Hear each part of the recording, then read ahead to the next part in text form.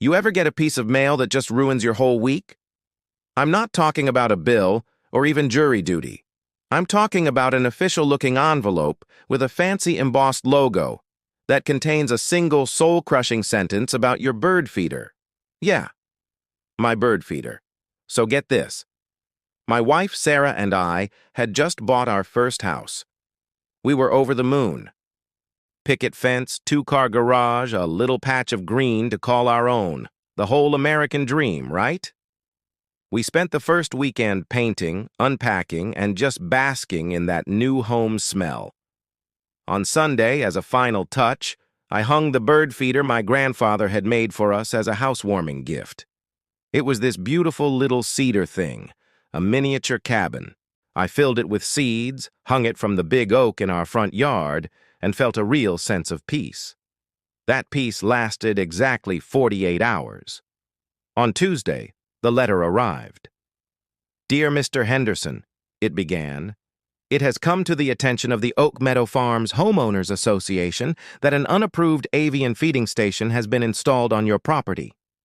It went on to cite some vague bylaw about maintaining aesthetic uniformity and discouraging vermin. At the bottom was the kicker. A fine of $50 has been assessed. The structure must be removed within 72 hours to avoid further penalties. I laughed. It had to be a joke, some kind of welcome to the neighborhood prank. I walked over to my next-door neighbor, a sweet older lady named Carol who was watering her petunias. "Hey, Carol," I said, holding up the letter.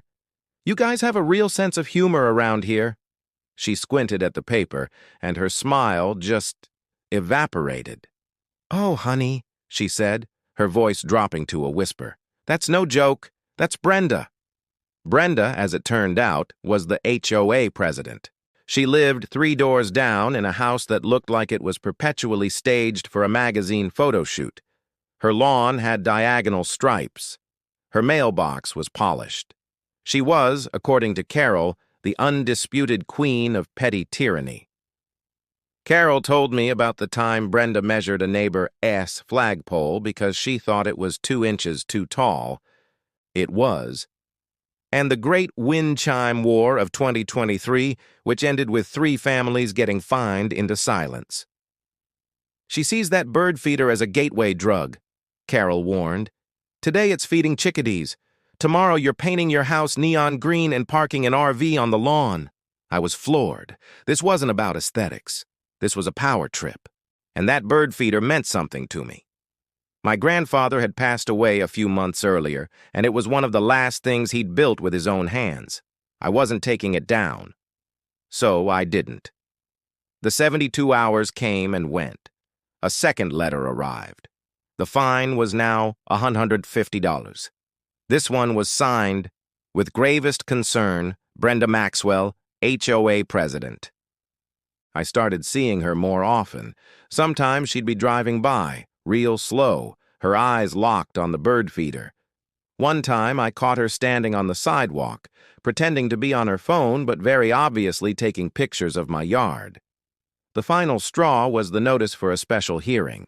Brenda was trying to place a lien on our house for failure to comply and accumulating fines.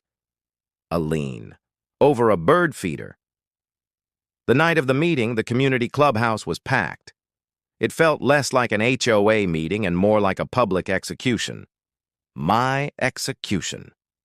Brenda stood at the front, armed with a PowerPoint presentation titled, "Preserving Our Property Values." She had slides with zoomed-in pictures of bird droppings on a leaf. She had charts projecting a decline in home prices, all starting with my infraction. It was insane. When she finished, all eyes were on me. I stood up, holding a single piece of paper. It wasn't a defense of my feeder. It wasn't a plea for sanity. It was a copy of the HOA bylaws I'd spent the last week reading from cover to cover. "Brenda," I started, keeping my voice steady, "your presentation was very thorough. You seem to care a great deal about the rules, so I'm sure you're familiar with Article 9, Section 4B. A confused murmur went through the crowd.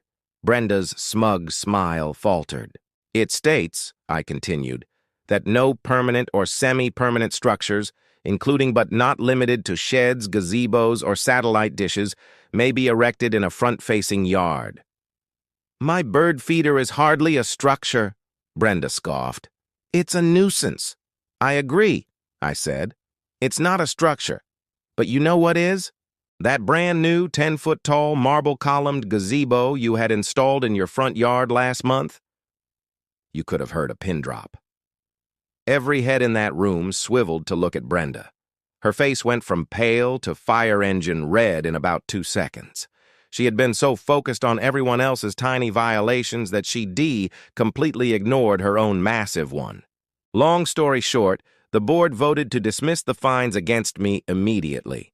Then, in a glorious turn of events, they voted to fine Brenda for her unapproved gazebo and demanded its removal.